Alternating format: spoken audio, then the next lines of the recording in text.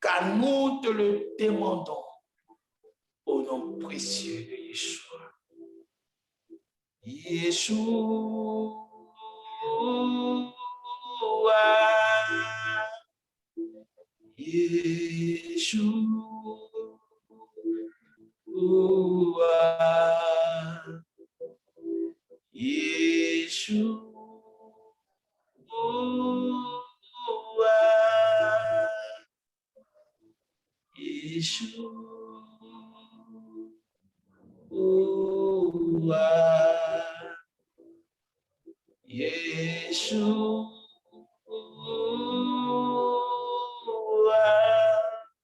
Ben, nous te bénissons pour ce moment. Nous te bénissons. Sentez la présence, sentez la différence. Sentez, il y a une onction véritable qui est là.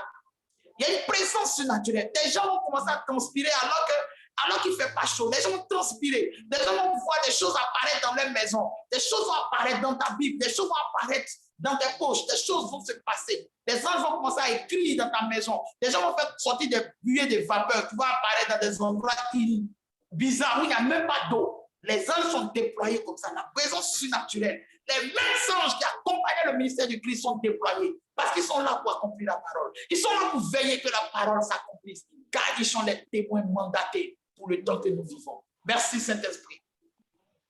Merci Saint-Esprit. Une femme a une douleur ici, là. Ça vient d'une opération. Après un accouchement, il y a une opération qu'on t'a faite là, à ce niveau-là. Et cette douleur-là, tu la traînes pas. Pendant que tu me regardes, l'Esprit de Dieu qui a révélé ce message-là, il met sa main dans ton ventre et il enlève la douleur et tu ne le ressens plus dans 3 secondes, dans 2 secondes, dans 1 seconde. Maintenant, c'est terminé. Une personne ici, tu as quelque chose qui se passe au niveau de l'oreille. Très souvent, tu sens une douleur qui descend au niveau de l'oreille. Mais il n'y a pas de liquide qui coule. Mais c'est à l'intérieur dans l'oreille, Pendant que tu me regardes, la puissance du Saint-Esprit, le ministère glorieux surnaturel de Yeshua Mashiach guérit ton oreille maintenant même. Au nom de Jésus.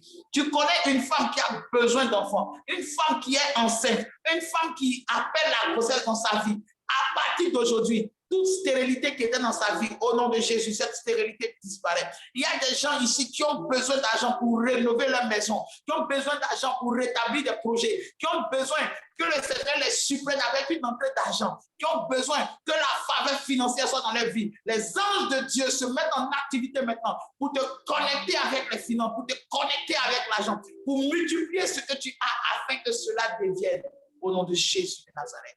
Je bénis par la bouche du Saint-Esprit tous les projets de vos mains. Je bénis par la bouche du Saint-Esprit tout ce que vous faites pour la gloire du nom du Dieu que vous adorez. Je bénis tout ouvrage de votre main.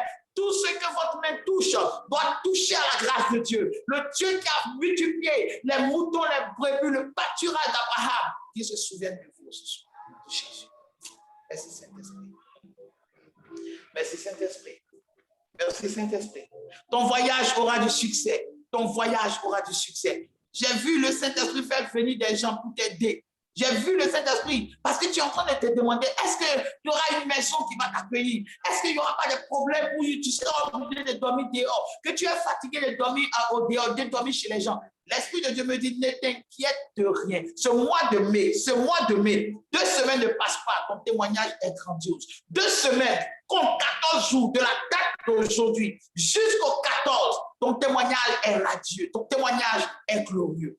Ton témoignage est glorieux. Ils ont prévu t'appeler dans 1 semaine. Ils ont prévu t'appeler dans 1 semaine pour t'annoncer la maladie grave de quelqu'un dans ta famille. Et on te dira que ça conduit à la mort. Mais à cause de l'esprit, cela ne conduira pas à la mort. Car de la même manière que le mal est venu, c'est comme ça le mal va repartir. À cause du Saint-Esprit. Merci Saint-Esprit. Merci Seigneur. Merci Seigneur au nom de Jésus. Amen. Alléluia. Que le Seigneur nous bénisse. Que sa grâce soit sur nous. Et que sa paix se souvienne de toi au nom de Jésus. Nous allons prier pour que le Seigneur dispose notre cœur afin que nous puissions comprendre la parole.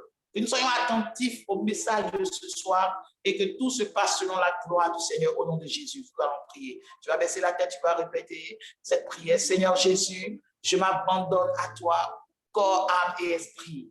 La Bible dit que tu es mon berger et que je ne manquerai de rien. Tu me reposes dans des verts pâturages. À l'ombre de tes ailes, Père, je prends vie. Quand le malheur viendra de tous côtés, je ne craindrai point, car tu es avec moi. Ta houlette et ton bâton me rassurent. Tu dresses une table en face de mes adversaires. Tu oins d'huile ma tête et ma coupe déborde. Oui, Père, le bonheur et la grâce m'accompagneront tous les jours de ma vie et j'habiterai en sécurité dans la maison d'Élohim, mon Dieu. Père, bénis cette parole. Inspire le canal. Et Père, permets que tout ce qui est sommeil, fatigue, sorte au nom de Jésus, afin que ces cœurs portent la sémence de la parole au nom de Jésus. Amen. Alléluia. Que le Seigneur nous bénisse, que sa grâce soit sur nous et que son onction nous dirige. Amen. Alléluia. Alléluia. Vraiment, je suis très content. Durant toute la semaine, nous n'avons pas eu de moment de prière parce que le Saint-Esprit se réservait aujourd'hui pour pouvoir nous faire du bien. Alléluia. Vous savez, il y a des thèmes qui méritent que nous prenions beaucoup plus de temps dans la prière pour pouvoir donner le message. À chaque dimension, il y a de nouvelles instructions qui viennent. À chaque dimension que Dieu veut aller avec toi, il y aura de nouvelles manières qui viendront, de nouvelles habitudes qui viendront. Le décor va changer. La perception des choses que tu as va changer.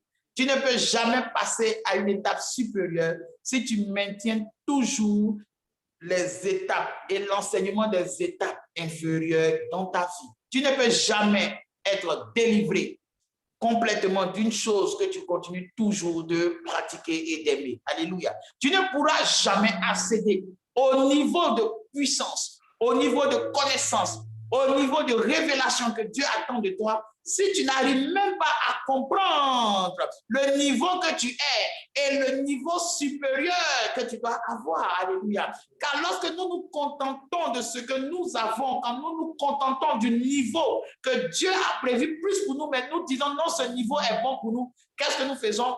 Nous demeurons dans un état d'esclavage, mais un esclavage qu'on s'est imposé nous-mêmes. La chose la plus dangereuse sur la terre, ce n'est pas le fait d'être possédé. La chose la plus dangereuse, c'est l'ignorance. Car Dieu dit, mon peuple périt parce qu'il ignore. Il faut connaître les valeurs spirituelles. Il faut connaître à quoi ta vie répond. Alléluia. Le thème de ce message de ce soir concerne pourquoi l'ange Gabriel a-t-il visité Marie? Amen. L'ange Gabriel, pourquoi il a visité Marie? Rapidement, je vais lire parce que le temps file. Nous sommes déjà presque à 21h ici. Amen. Je vais donc faire la lecture. Vous allez voir ça dans le livre de Luc, le chapitre 1. Luc, le chapitre 1. Alléluia. Luc, le chapitre 1. Luc, le chapitre 1. À partir du verset 27. Mais on va lire 26 pour comprendre. Alléluia. Au 6e mois, l'ange Gabriel fut envoyé par Dieu dans une ville de Galilée appelée Nazareth, auprès d'une vierge fiancée à un homme de la maison de David nommé Joseph. Le nom de la vierge était Marie. L'ange entra chez elle et dit, je te salue, toi à qui une grâce a été faite. Le Seigneur est avec toi. Troublée par cette parole, Marie se demandait que pouvait signifier une telle salutation. L'ange lui dit, ne crains point, Marie, car tu as trouvé grâce devant Dieu. Amen. Remarquez ici que l'ange lui dit son nom. Et Marie est la traduction française du nom hébreu Myriam. Alléluia. Donc l'ange l'appelle Marie et il lui dit, je te salue, toi à qui une grâce a été faite. Le Seigneur est avec toi. Et elle fut troublée par cette parole. Elle se demandait que pouvait signifier une telle signification. Donc la manière dont l'ange l'a saluée, elle a été troublée par cette manière d'être saluée parce que ce n'était pas une salutation habituelle. Elle n'avait pas l'habitude d'être saluée de cette manière. Alléluia. Et c'est ça qui est très intéressant. Ensuite, l'ange lui dit, au verset 30, ne crains point, Marie, car tu as trouvé grâce devant Dieu. Et voici, tu deviendras enceinte et tu enfanteras un fils et tu lui donneras le nom de Jésus. Quand il sera grand, il sera appelé fils du Très-Haut. Et le Seigneur, Dieu, lui donnera le trône de David, son père. Il régnera sur la maison de Jacob éternellement et son règne n'aura point de fin. Marie dit à l'ange, mais comment cela se fera-t-il puisque je connais point d'homme? L'ange lui répondit. Écoutez bien ce que l'ange va lui dire. Le Saint-Esprit viendra sur toi. La puissance du Très-Haut te couvrira de son ombre. Le Saint-Esprit et la puissance du Très-Haut. Le Saint-Esprit, la puissance du Très-Haut. Le Saint-Esprit, il pourrait dire, le Saint-Esprit viendra sur toi et te couvrira de son ombre. Mais il dit, le Saint-Esprit viendra sur toi et ensuite la puissance du Très-Haut te couvrira de son ombre. C'est pourquoi le Saint-Enfant qui naîtra de toi sera appelé fils. Alléluia. Ensuite, on va voir. Voici Élisabeth apparente a conçu elle aussi un fils en sa vieillesse. Et celle qui était appelée stérile est dans son 6e mois. Car rien n'est impossible à Dieu. Car rien n'est impossible à Dieu. Écoutez bien ce que l'ange Gabriel va dire. Il dit car rien n'est impossible à Dieu. Marie dit, je suis la servante du Seigneur, qu'il me soit fait selon ta parole. Et l'ange la quitta. Dans ce même temps, Marie se leva. Ok, alléluia. Je pense qu'ici, on peut s'arrêter. C'est un message, normalement, on doit faire un séminaire de toute une semaine pour que vous compreniez les paramètres qui sont dessus. Mais je vais juste vous expliquer quelque chose. Vous savez, par exemple, très souvent dans la Bible, les anges ont plusieurs fois intervenu. Il y a des personnes même qui voient des anges et qui ne savent pas pourquoi ils voient ces anges et qu'est-ce qu'ils sont censés faire. Alléluia. D'abord, j'aimerais vous dire une chose. La Bible dit l'ange de l'Éternel campe auprès de ceux qui aiment, ceux qui craignent Dieu. Vous allez voir ça dans le livre de Psaume, chapitre 34, à partir du verset 7. Psaume, le chapitre 34, à partir du verset 7. Vous allez voir cela. Pourquoi vous devez savoir ces choses? Vous devez savoir ces choses parce que très souvent, il y a un ministère, voilà ça. L'ange de l'Éternel campe autour de ceux qui le craignent et les délivre. Ceux qui craignent le Seigneur, ceux qui le craignent, ceux qui ont du respect pour le Seigneur. Qu'est-ce qu'on appelle la crainte de Dieu? La Bible, la crainte de Dieu, c'est le commencement de la sagesse. Et la sagesse, c'est quoi? Toutes ces paroles-là, c'est pour dire quoi en vérité? C'est pour dire que une personne qui marche dans la sagesse de Dieu, une personne a la capacité d'attirer des anges dans sa vie à cause d'une chose qu'il peut manifester. Quand Jésus est né, les anges sont sortis, ils ont annoncé qu'il est né. Ils ont parlé tout. Mais quand Jésus avait 12 ans et qu'il est rentré dans le temple avec ses parents, il n'y a aucun ange qui l'a suivi. Mais lorsque Jésus va voir Jean-Baptiste, il est plongé dans l'eau, il est baptisé, l'Esprit de Dieu descend sur lui. Il n'y a aucun ange qui le suit. Mais lorsque Jésus va dans le désert, il finit de faire les 40 jours et que Satan vient le tenter à 3 reprises. Jésus arrive à déjouer le plan de Satan. La Bible dit les anges s'approchèrent de lui. Et aussi les bêtes sauvages. My God, on va prendre ce verset-là. C'est toujours dans le même livre de Luc. Vous allez voir ça. Vous allez comprendre ces choses-là aujourd'hui. Et ça va vraiment nous faire du bien. Prenons Luc, le chapitre 4. J'espère que vous notez un peu ce que je suis en train de dire. J'espère que vous notez un peu ce que je suis en train de dire. Alléluia. Je vais voir le verset où on dit et les anges s'approchèrent de lui. Vous n'allez pas voir ça dans le livre de Luc. Vous allez voir ça dans d'autres versions de l'évangile. Vous allez voir ça dans le livre de... On va aller dans le livre de trucs et on verra ça. Vous allez voir dans d'autres versions de l'évangile, vous allez voir qu'à partir du moment où Jésus est dans le désert et qu'il commence à vaincre l'ennemi, où Satan s'est approché, quand Satan finit de s'approcher de lui et il fait tous ses micmacs et Jésus arrive à le vaincre par la parole, en même temps, la Bible nous dit que dès que Satan est parti, les anges se sont approchés de Jésus. Et si vous lisez encore la Bible, vous allez voir que quand Jésus croise Nathanaël et il lui dit, vous verrez des anges monter et descendre au-dessus du Fils de l'homme. Pourquoi je vous dis cela? Parce que quand vous apercevez un ange, ça veut dire que vous êtes appelé à avoir un certain niveau de sanctification et un certain niveau de crainte de Dieu. Or, la crainte de Dieu, que la Bible appelle le commencement de la sagesse, c'est-à-dire que vous allez avoir un niveau de connaissance. La sagesse, c'est la connaissance, le discernement. La sagesse, c'est la capacité de pouvoir bien agir, de savoir qu'est-ce qu'il faut faire, de connaître la science qui est dans chaque chose. Autrement dit, avoir la capacité de discerner. Très souvent, les gens ne savent pas si c'est l'Esprit de Dieu qui parle ou bien si c'est le démon qui parle. Pourquoi? Parce qu'il manque de discernement. Et le discernement ne vient pas en quittant au ciel et sa tombe. Le discernement vient du niveau de connaissance de la parole de Dieu. L'une des choses qui vous garantira que vous avez l'onction, vous savez c'est quoi? C'est l'enseignement. À chaque fois que vous avez l'onction qui est présente dans votre vie, vous aurez un nouveau type d'enseignement qui va toujours vous accompagner. À chaque fois, Dieu va s'assurer que vous soyez enseigné. Dieu va s'assurer que l'onction que vous avez vous conduit à un certain degré d'enseignement. Alléluia. Maintenant, les anges tels que présentés dans la Bible, certains anges dans la Bible ont eu la capacité de présenter leur nom. Et d'autres n'ont pas donné leur nom. Certains anges ont dit leur position qu'ils avaient dans le ciel. L'ange Gabriel, par exemple, lorsqu'il a été envoyé pour parler à Zacharie, Zacharie était le père de Jean-Baptiste. Et que Zacharie, quand il est rentré dans la présence de Dieu et qu'il a vu l'ange, l'ange lui a dit, tu vas enfanter un fils, tu vas l'appeler Jean. Et Zacharie était étonné. Il dit, mais moi, je suis vieux. Ma femme est stérile, je suis vieux. Et Gabriel va lui dire que moi, je m'appelle Gabriel. Et je me tiens devant le Seigneur. Comme tu n'as pas cru en la parole que je t'ai annoncée, tu vas être muet jusqu'à ce que l'enfant vienne au monde. Et la Bible dit que cela s'est passé exactement. Parce que quand un ange est envoyé sur la terre pour faire une mission, pour faire un ministère, et que cet ange-là se laisse découvrir par les yeux d'un homme, cet homme a la responsabilité de s'approcher de l'ange et de chercher à connaître pourquoi ces choses se passent, pourquoi cet ange a été envoyé. Parce que s'il ne le fait pas, la malédiction qui est dedans s'accomplira par la bouche que va prononcer, par le verdict que prononcera le messager. Alléluia. C'est comme par exemple, Dieu s'attend à ce que vous ayez l'intelligence de savoir pourquoi il a envoyé un ange.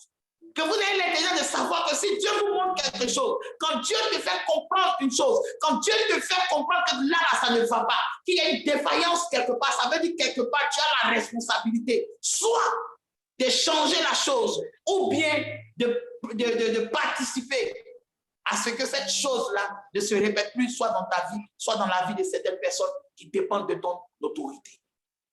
Quand nous lisons aujourd'hui la Bible, nous voyons que il y a des personnes dans la Bible, l'histoire qu'ils ont vécue, qui était pourtant leur vie, les erreurs qu'ils ont eues, qui étaient pourtant leur vie, ces erreurs ont été fatales. Mais pour nous aujourd'hui qui connaissons que cette erreur est fatale, cela nous permet de faire quoi? D'éviter ces choses. Donc quand Dieu te permet de comprendre cela, alors tu es doublement averti. La Bible dit à tout moment, lorsque les anges venaient, ils venaient faire un travail précis. À telle enseigne que lorsque l'ange, l'apôtre Jean dans l'Apocalypse, pour qu'il puisse voir les événements de l'Apocalypse, c'est un ange qui s'est approché de lui. Mais laissez-moi vous dire une chose encore. Laissez-moi vous dire une chose. Alléluia. C'est que quand Jean a reçu le Saint-Esprit, il a reçu le baptême du Saint-Esprit dans la chambre haute, et il a manifesté son ministère pendant des jours, pendant des années. On ne nous dit pas que les anges venaient chez lui. On sait que Dieu l'a puissamment utilisé. Dieu l'a puissamment utilisé de sorte que lui aussi, quand il accompagnait Pierre, son ombre guérissait. Le Saint-Esprit l'a utilisé de telle manière que lorsqu'on l'a attrapé, ils l'ont fait bouillir dans de l'huile chaude. Pendant 24 heures, rien ne lui est arrivé. Alléluia. Alors, qu'est-ce qu'ils ont fait? La Bible dit qu'ils l'ont déporté, ils l'ont exilé sur une île des prisonniers qu'on appelle Patmos. Maintenant, vous devez savoir où ils ont attrapé Jean. Ils ont attrapé Jean parce que Jean, à l'époque, il était l'évêque des églises d'Éphèse. C'est-à-dire, un évêque dans la Bible, c'est quelqu'un qui gère plusieurs églises. Il veille sur le fonctionnement de plusieurs églises. Donc, Jean était établi à évêque. La plupart des apôtres étaient morts. Il était le dernier apôtre. Donc, il était établi à évêque. Et à cause de la puissance surnaturelle qui était en lui. Vous voyez, les disciples de Jésus, là, ils ne forçaient plus dans la puissance. Pourquoi? Parce qu'ils avaient atteint un degré où le Saint-Esprit est venu sur eux. Les a fait tellement mourir pour la parole de Dieu que la puissance surnaturelle qui se manifestait dans leur ministère, c'était devenu normal. C'est-à-dire qu'il était normal pour quelqu'un comme Jean. Quand on le met dans le feu, on le met dans l'huile chaude pendant 24 heures et puis il ne ressent aucune chaleur, il n'y a aucune brûlure. Il ne peut pas prendre ça pour dire aux gens, vous avez vu comment je suis puissant. Non, c'était quelque chose de normal. Pourquoi? Parce qu'il y avait quelque chose de surnaturel qui était déjà en activité dans sa vie. La parole de Dieu nous conduit à cet état-là, bien aimé. Regardez Paul.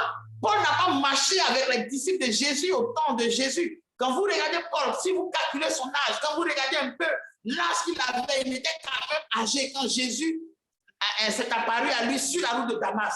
Mais pourquoi quand Jésus marchait avec les apôtres, Paul n'est pas venu croiser Jésus? Bien aimé, il y a des choses quand tu ne remarques pas, tu ne peux pas assister à la gloire de Dieu qui est prévue dedans. C'est pourquoi toi qui veux évoluer dans l'onction, il est temps pour toi de connaître la sagesse de Dieu.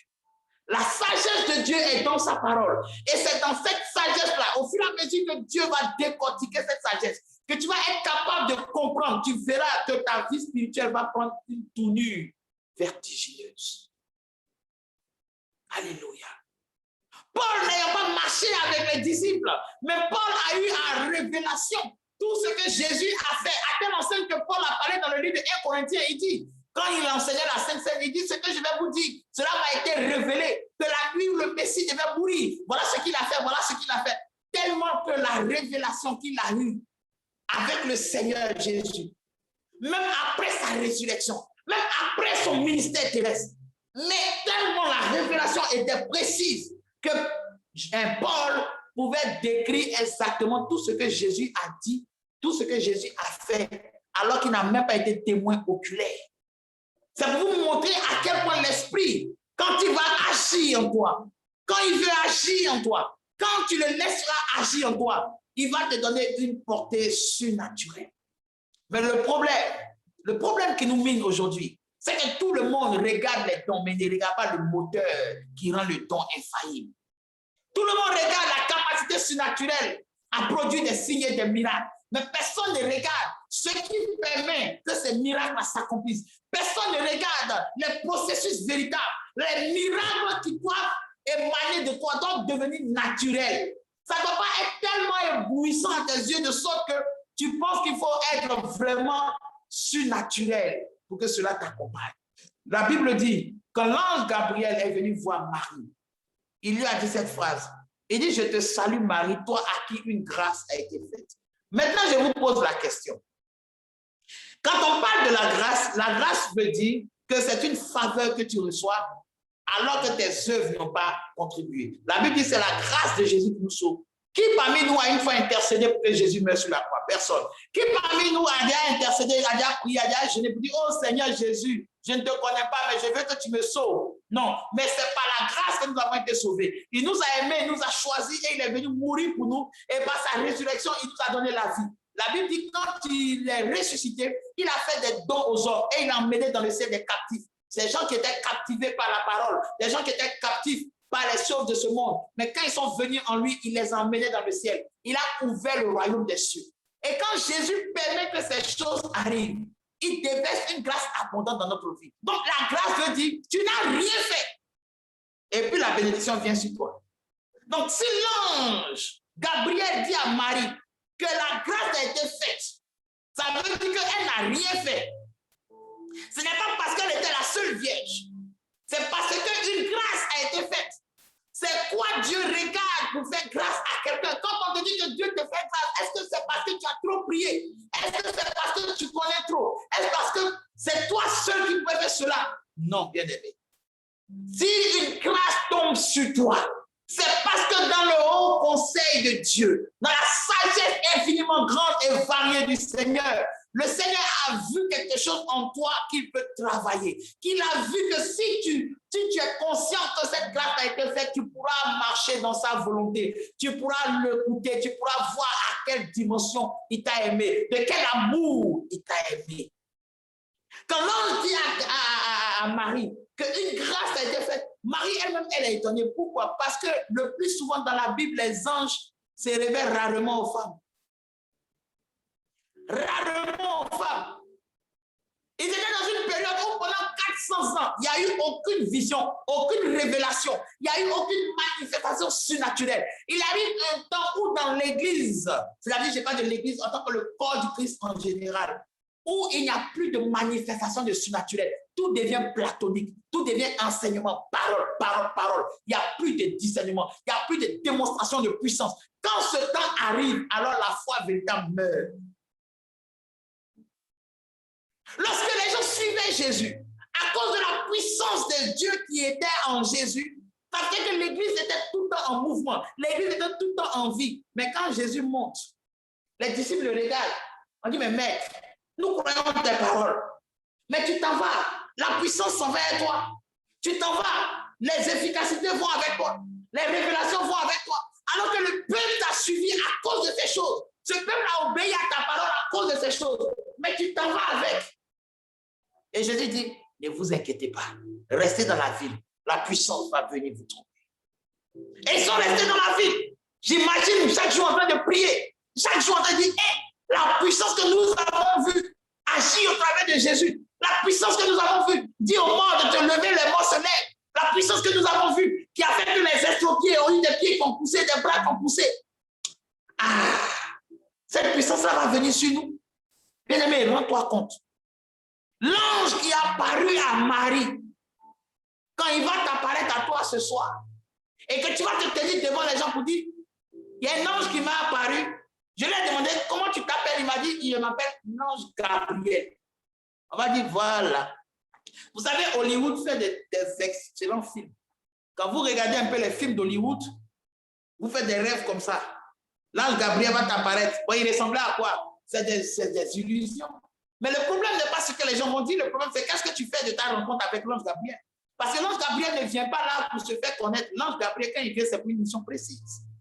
Et comment pouvons-nous savoir la mission des anges? Je vais vous expliquer un peu. La Bible dit que les anges, il y a certains anges qui ont des noms assez particuliers. Il y a des anges, par exemple, dont leur nom est une histoire en eux-mêmes. Je vais prendre les deux anges que nous connaissons. Il y a l'ange Gabriel et il y a l'ange Michael.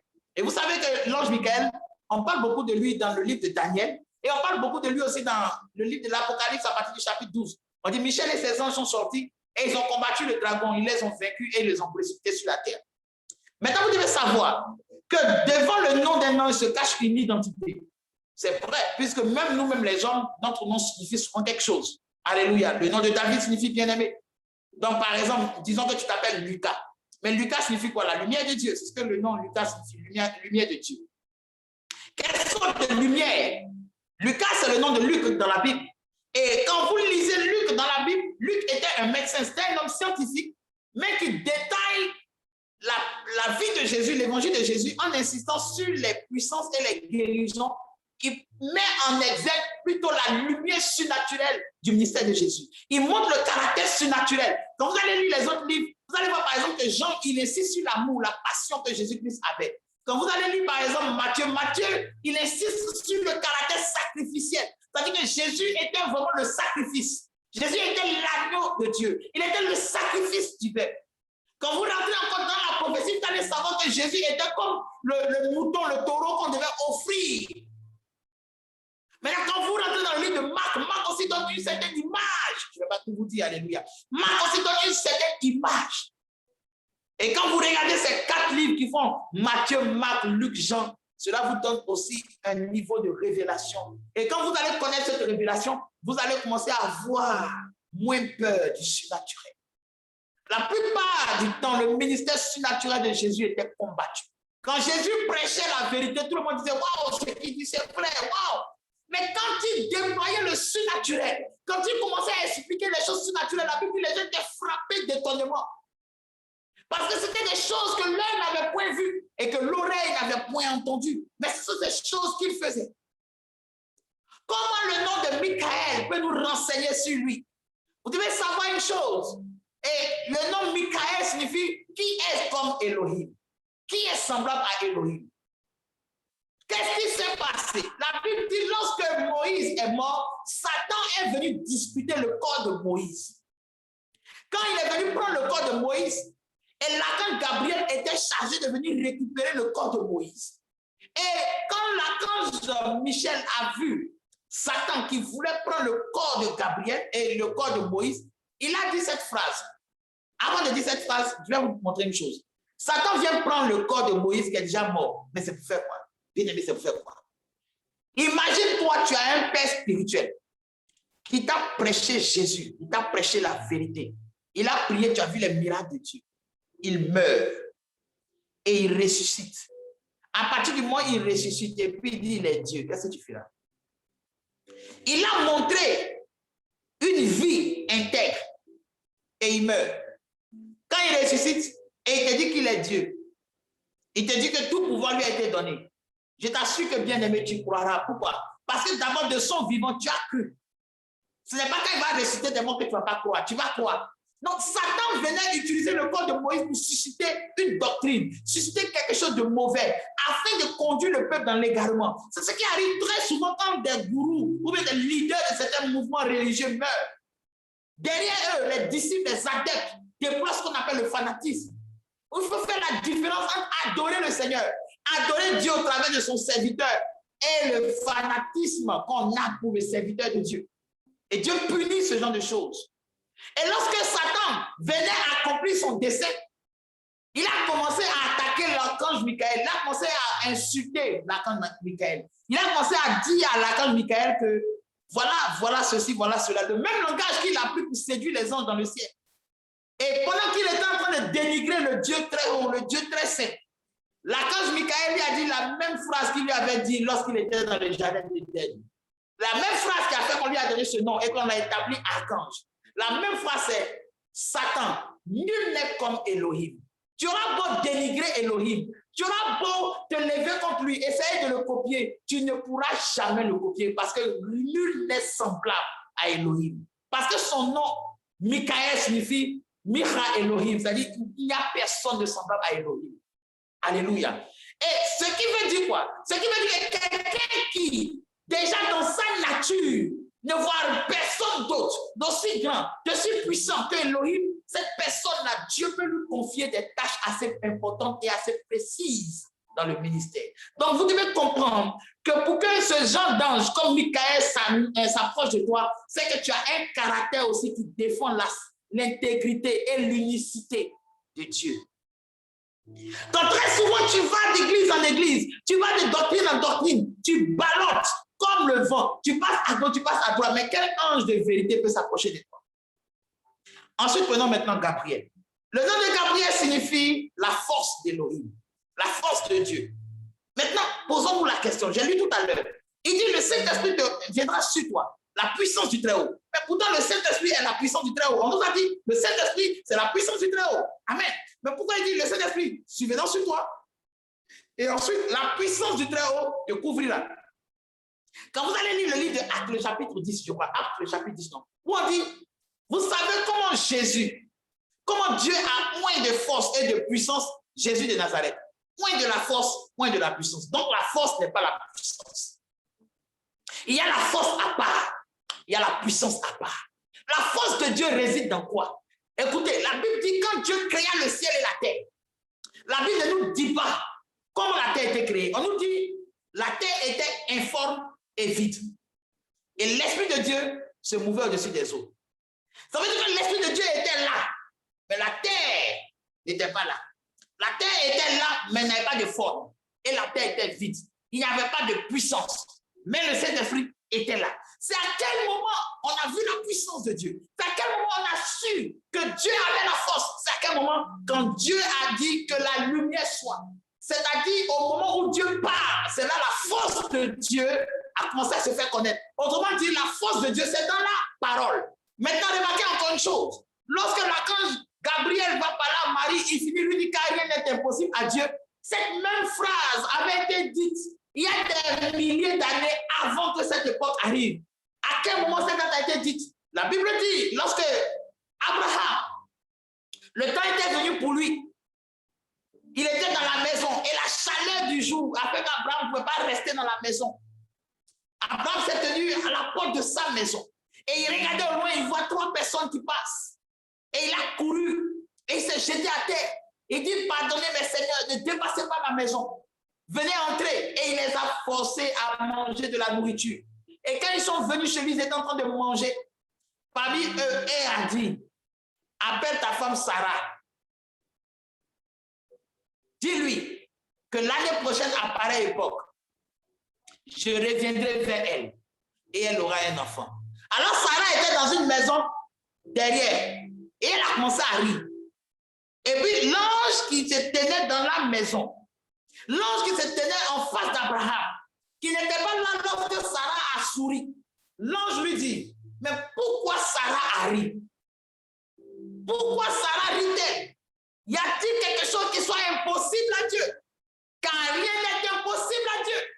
Cet ange-là était là lorsque cette phrase avait été dite. Car rien n'est impossible à Dieu. Et c'est cette même chose qui s'est passée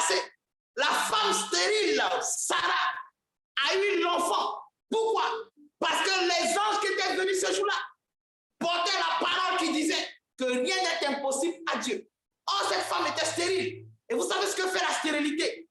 La stérilité, ça veut dire que tu n'as pas d'ovules qui sont capables de féconder. Ou bien tu as un corps qui a certaines dispositions qui font que lorsque les cellules humaines arrivent, les cellules de l'homme arrivent, la sémence de l'homme arrive, la sémence meurt, donc elle ne peut pas produire. Donc, il n'y a pas de vie dans tes trompes.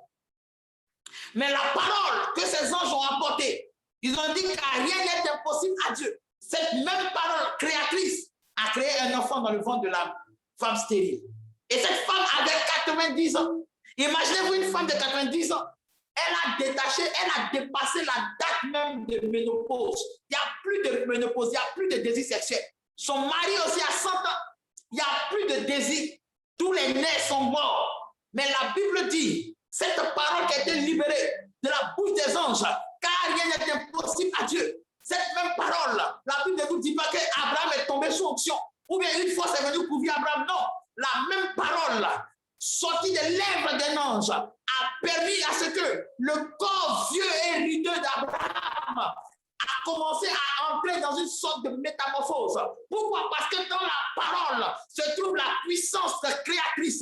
Dans la parole se trouve l'énergie capable de renouveler les cellules qui sont mortes. Dans la parole se trouve la capacité de rajeunir, même si tu as déjà 100 ans. Dans la parole se trouve la capacité de changer tout ce que tu es aujourd'hui. La Bible dit, dans le livre de Jean, le chapitre 1, à partir du verset 12, à tous ceux qui ont cru en quoi? En la parole. À tous ceux qui ont cru en la parole. À tous ceux qui ont reçu la parole. Elle a donné le pouvoir de devenir. On s'arrête là.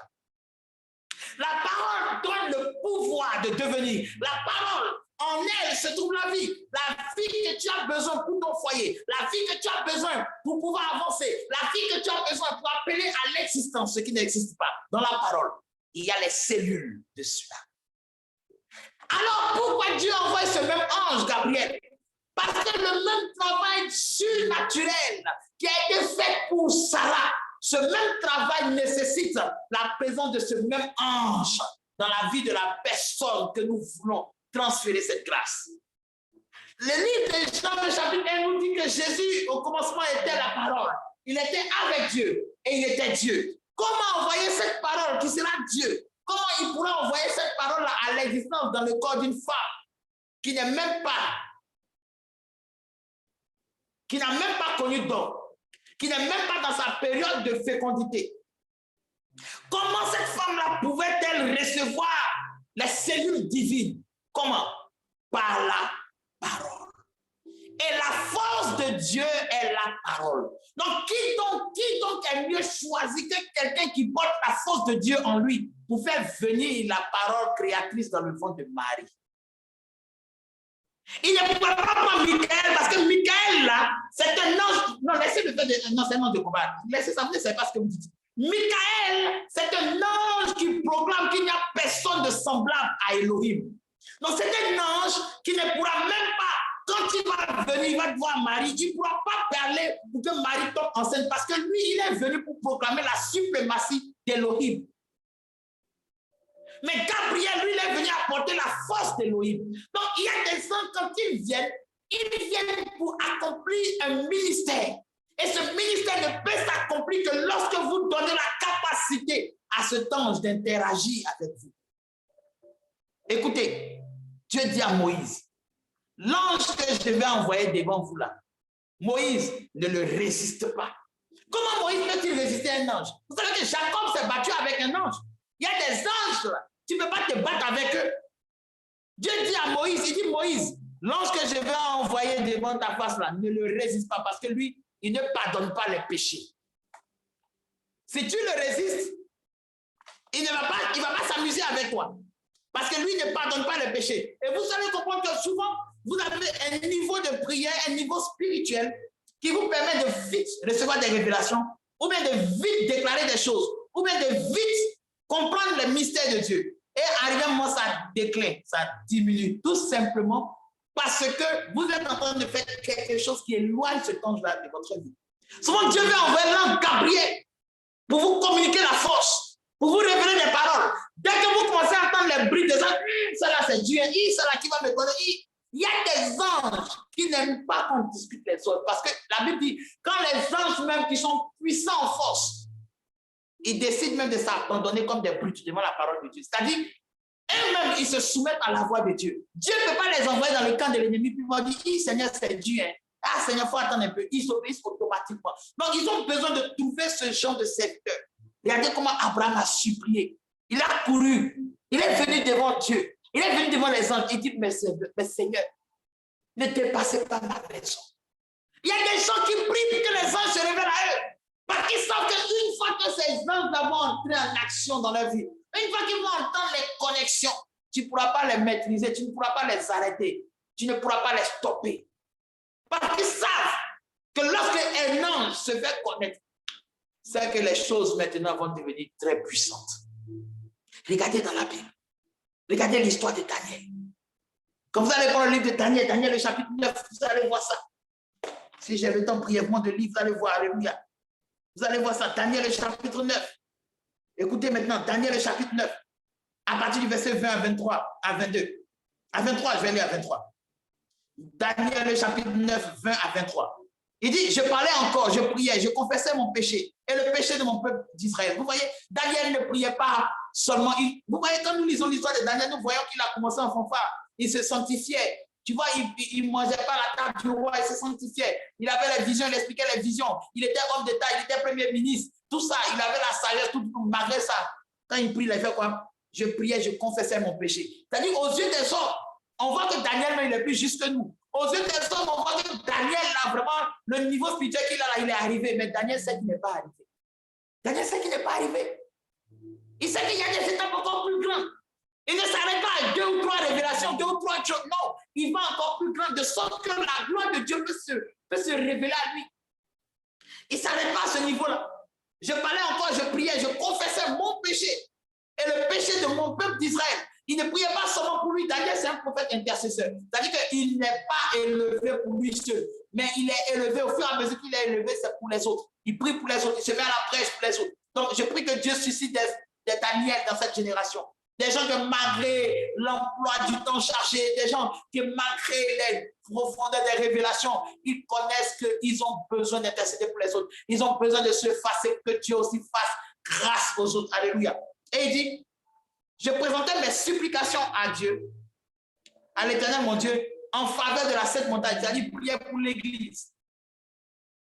Et verset 21, je parlais encore dans ma prière quand l'homme, Gabriel, que j'avais vu précédemment dans une vision, s'approcha de moi d'un vol rapide au moment de l'offrande du soir. Verset 22. Il m'instruisit et s'entretient avec moi. Il me dit, Daniel, je suis venu maintenant pour ouvrir ton intelligence. Vous voyez ce que Gabriel fait? La présence de l'ange Gabriel fait quoi? Ouvre l'intelligence de celui qui le voit ou celui à qui il a été mandaté. Ça ne veut pas dire que ce soir, on commence à prier, Seigneur, envoie Gabriel pour ouvrir mon intelligence. Non, ça veut dire la présence des anges a un certain effet sur toi. Alors, quand on voit le désordre de ta vie, quand on voit le fait que pour maintenir une certaine sanctification, c'est difficile, quand on voit que toutes tes pensées sont sur le garçon, tes pensées sont sur les choses charnelles, ça prouve que ce n'est pas un ange de Dieu qui est auprès de toi. C'est clair et c'est net. Le gars là, Daniel, il est en train de prier, il confessait son péché. Pourtant, là où il est là, il n'est pas victime de la masturbation. Il n'est pas victime de la pornographie. Il n'est pas victime, il n'est pas sur le joug d'un péché que nous connaissons. Mais qu'est-ce qu'il faisait? Il intercédait en fonction du péché qui était déjà sur l'Église, sur son peuple. Le peuple d'Israël, donc il est issu, avait péché contre Dieu. Et on les avait envoyés à Babylone. Donc il sait que ce péché-là était toujours sur lui. Pourtant, il n'y a pas un esprit impur qui l'attaquait. Il y avait un démon qui venait le combattre. Les gens l'attaquaient, vivent sa vie dans le royaume où il était. Il était dans une nation où les gens n'adoraient pas le Dieu d'Israël. Mais malgré tout ça, Daniel continuait toujours d'adorer son Dieu, de faire confiance en son Dieu. Il n'a jamais parlé même des dieux de Babylone. Alors que Babylone avait plus de 122 dieux. Babylone était un royaume où il y avait plusieurs dieux et c'était normal d'avoir plusieurs dieux. Daniel et ses compagnons étaient les seuls à avoir un seul Dieu. Et regardez la victoire que le Seigneur a donnée à Daniel. Et la disposition, la consécration que Daniel a commencé à faire. Personne ne lui a dit, Daniel, fait 21 jours. Personne ne venu lui dire, non, Daniel, je vais être ton père spirituel. Mais qu'est-ce qui a amené Daniel? C'est ça qu'on appelle une grâce t'a choisi. Lorsqu'une grâce t'est choisie, lorsqu'une grâce de l'Éternel te choisit, elle permet que des instructions que les autres n'ont pas viennent à toi. Mais il y a des gens qui attendent toujours qu'on confirme ce qu'ils ont reçu. Non, papa, tu n'as pas reçu, tu dois faire jeûne. Ma fille, si tu veux là, il faut déjeuner, il ne faut pas jeûner. Chacun aura à rendre compte de la manière dont il aura fait son ministère. L'ange a parlé à Marie. Quand l'ange a parlé à Marie, Marie n'a pas dit, bon, il faut aller parler à tous les pères spirituels, tous les prophètes qui sont dans la ville là pour qu'ils confirment. Quand vous allez lire dans le livre de Luc, le chapitre 1, elle a dit quoi? Qu'il me soit fait selon ce que le Seigneur a annoncé, car je suis la servante du Seigneur. Qui es-tu? L'ange Gabriel, quand il s'approche de quelqu'un, c'est parce que cette personne a une certaine humilité en Dieu. Il a un désir de voir l'œuvre de Dieu avancer. Il a un désir de s'oublier lui-même afin que Dieu soit vu. Il a un désir de faire rayonner la gloire de Dieu. Je vais terminer la lecture. À partir du verset 22, d'abord, il dit, il m'instruisit, il s'entretient avec moi. Il me dit, Daniel, je suis venu maintenant pour ouvrir ton intelligence. Pourquoi? Vous allez comprendre. Il dit, lorsque tu as commencé à prier, la parole est sortie. Et je viens pour te l'annoncer car tu es un bien-aimé. C'est-à-dire que Dieu a commencé à parler dans le ciel, mais lui, il est sur la terre pour pas entendre. Il y a des paroles que Dieu dit sur vous lorsque vous priez. Mais il faut que quelqu'un quitte dans le ciel. Il faut que quelqu'un ait une profondeur spirituelle pour venir te révéler cela. C'est de cette dimension que le monde a besoin. Le monde a besoin de gens qui viennent réellement, qui entendent vraiment le spirituel et qui vous disent les choses précises. Et lorsque vous faites, vous voyez que Dieu est fidèle et que Dieu est vrai. Parce que dans les temps passés, les anges pouvaient se manifester à tout moment. Pourquoi? Parce qu'il y avait un cœur qui croyait en ces choses. Il y avait un cœur qui s'attachait à ces choses. Il y avait un cœur qui ne rejetait pas ces choses. Il dit, Daniel, sois attentif à la parole et comprends la vision. Ça veut dire que pour que tu puisses comprendre une vision que tu vois, la première des choses d'abord, c'est d'être attentif à la parole. Quand tu écoutes le songe que tu fais, quand tu écoutes la vision que tu reçois, oh oui, j'ai vu un ange, l'ange là, il faisait quoi? Il disait quoi? Non, l'ange est venu, il a touché la maison. Oui, mais où est la parole? Quelle est la parole de Dieu qui est dans ce qu'il fait? Quelle est la parole? Non, il m'a apparu seulement, il a dit qu'il est là, il protège. Quelle est la parole? Est-ce qu'un ange a besoin de dire qu'il est venu pour vous protéger? Alors que la Bible dit, quand je marche dans la vallée de l'ombre de la mort, je ne crains aucun mal. Car sa roulette et son bâton est avec moi. Si Dieu lui-même dans la parole, il te dit qu'il est avec toi, que tu vois un ange ou pas, tu n'as pas besoin qu'il te dise qu'il est venu pour te protéger. Quand Josué arrive à Jéricho, pour la première fois, il est en train de marcher dans les plaines de Jéricho. L'ange de Dieu descend et lui dit, retire tes pieds, retire tes chaussures de tes pieds, car le lieu où tu te tiens là est saint. Il dit, mais qui es-tu, Seigneur? Tu es un ennemi, ou bien tu es un ami? Pourquoi il dit ça? Parce que quand il regarde les anges qui accompagnaient Moïse, et puis l'ange qui est en face de lui là, c'est pas la même chose. Les anges qui accompagnaient Moïse là, il a l'habitude de les voir, donc il n'était plus effrayé. Mais l'ange qui est descendu, quand il le voit là, il ne peut pas dire si c'est Dieu ou bien c'est l'ennemi. Il est là, il est confondu. Pourquoi? Parce que la dimension qui se présentait devant lui, c'était une dimension de combat. C'était une dimension où il fallait terrasser des géants. C'était une dimension où il fallait faire preuve d'une haute spiritualité, où il fallait dépasser la religion qu'on avait vue, où il fallait aller au-delà des principes et des domaines qui ont toujours pilulé devant nous. Il fallait se dépasser pour pouvoir entrer dans la révélation. Autrement dit, il devait conquérir une terre pour les enfants d'Israël dont la conquête était prévue 40 ans bien avant. Imaginez-vous la spiritualité que vous devez avoir, le niveau que vous deviez avoir aujourd'hui. Ce niveau-là est plus que ce que vous avez aujourd'hui. Et qu'au travers de ce niveau-là, si vous l'aviez eu, aujourd'hui, vous étiez peut-être à la tête d'une très et grande, puissante manifestation de Dieu, d'un puissant réveil. Et que c'est maintenant même que vous êtes en train de vous réveiller. C'est à quel temps vous allez pouvoir atteindre cette dimension. Pose-toi la question cette nuit, bien-aimé. Pose-toi la question. Si le Seigneur permettait que ce soit tes yeux s'ouvrent et qu'il envoyait quelqu'un qui porte sa force, quelqu'un qui porte sa parole, quelqu'un qui vient pour t'éclairer, c'est-tu capable de faire comme Marie, vous dire à partir d'aujourd'hui, je ne doute pas. Une chose encore qui m'a plu et que je vais dire cela avant de terminer, c'est que quand cela s'est passé, Marie, La Bible dit quand cela s'est passé et que son fiancé a vu qu'elle était enceinte, il a voulu la répudier dans le secret. Il a voulu briser les fiançailles dans le secret. Marie n'a pas dit, oh Seigneur, si c'est toi qui m'as parlé, si l'ange m'a apparu, vraiment Seigneur, révèle-toi à cet homme. Non, Marie est restée calme. Pourquoi? Parce que celui qui a la vie éternelle, il n'est pas pressé. Celui à qui Dieu parle, il ne se presse pas pour parler. Celui qui connaît l'esprit, il n'a pas besoin que les gens confirment s'il connaît l'esprit. L'esprit lui-même confirmera qu'il est avec lui. Que le Seigneur te bénisse ce soir et qu'il te donne la maturité spirituelle, qu'il te couvre et qu'il te fasse grâce. Au nom puissant de Jésus. Ô Père, merci pour cette parole. Merci pour cette vie, Père. Permets que cette vie soit pour nous, car nous mandatons ton ministère surnaturel. C'est pour ça que tu m'as appelé, Père. La puissance surnaturelle du ministère de Yeshua HaMashiach dans le monde entier, Père.